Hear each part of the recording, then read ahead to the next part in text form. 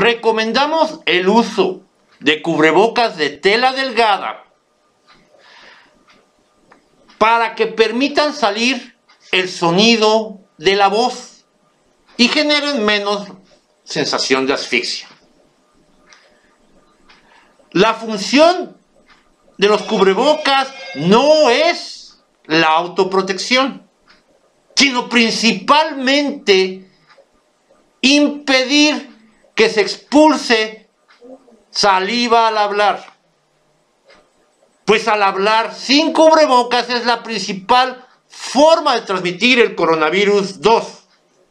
Pues al hablar se expulsa un aerosol de pequeñas o micropartículas de saliva que pueden ser portadoras del coronavirus 2. Que recuerden, no es aeróbico, por llamarlo así. Pues para sobrevivir, que es otro término también muy relativo, pues algunas y algunos consideran que no es un ser vivo. El virus requiere el vehículo de la saliva, encontrarse envuelto en saliva que le proteja del aire. La principal razón por la cual la población no quiere utilizar los cubrebocas, aparte de la sensación de asfixia, que también es muy molesta y es un factor importante, la principal razón es una necesidad económica, la necesidad de que se escuche la voz, la necesidad de hablar.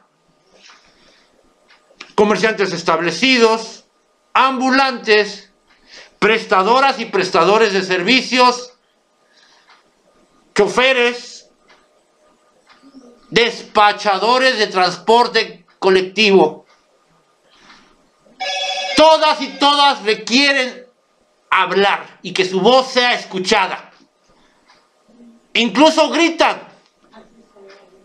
Y gritan sin cubrebocas para que se escuchen bien. Y esa es una fuente implacable, absurda y constante, permanente de contagios, de transmisión implacable, como lo he dicho, de aerosol de saliva y de coronavirus. Las autoridades no han tomado las medidas de regulación económica ni impositivas a esos actores económicos porque no es para su autoprotección, es para que no contagien. Sin embargo, se les puede dar esta opción, un cubrebocas de tela delgada que deje salir el sonido de su voz y se les quitan los pretextos. El coronavirus, como expliqué, no va a salir a través del tejido de tela delgada como un cubrebocas que estamos presentando en este momento. Requiere de la saliva y la saliva por su viscosidad no va a atravesar los pequeños espacios en el tejido. Si llegara a salir un coronavirus es porque no está en la saliva y al salir se desintegra. Por lo tanto, esta función se cumple perfectamente. No la autoprotección, sí dejar salir el sonido de la voz, pero no permitir salir la saliva. Esta propuesta es parte del plan para erradicar la epidemia del coronavirus 2 en 40 días con una estrategia de reactivación económica sin contagios que desarrolló el Comité Científico de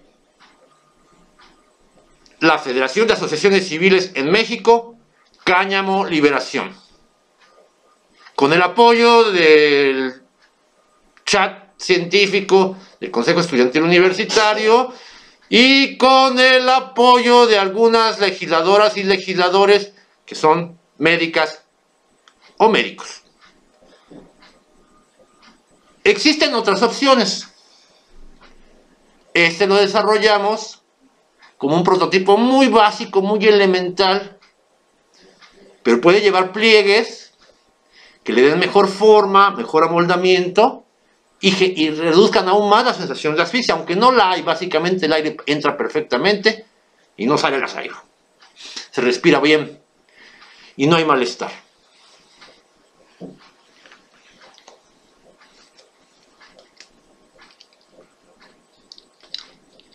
Pero se encuentra aquí pues este modelo semi pirata o clon del KN95, porque tiene sus capas un poco más delgadas y no está totalmente sellado.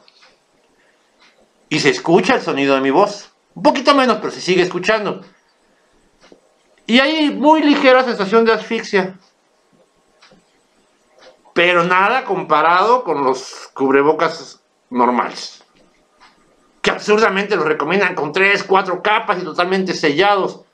Son una tortura y no cumplen la función de dejar de expulsar saliva, porque la gente termina por quitárselos al hablar o al comer, que es otra fuente de contagios que tenemos que analizar en otra ocasión, con un protocolo que tenemos.